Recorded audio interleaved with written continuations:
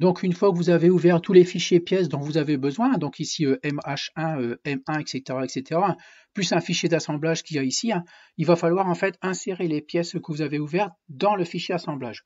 Donc normalement dans la fenêtre assemblage, vous allez voir apparaître ici tous les fichiers que vous avez ouverts, donc documents ouverts, comme vous avez ouvert M1 et MH1, il va vous les proposer là, d'accord?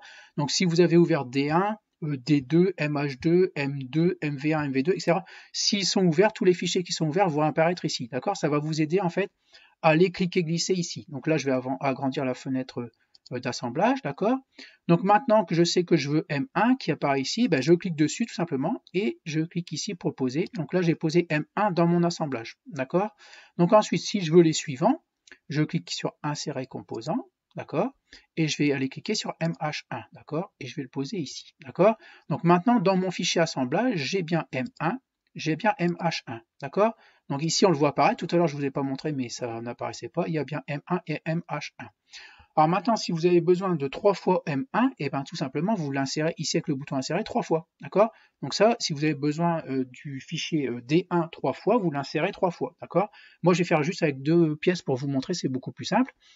Donc ensuite, ici, je vous montre pour voir un petit peu mieux les pièces, comme tout à l'heure, clic droit, rotation de la vue, d'accord? Et on va bien voir les pièces ici en 3D, d'accord?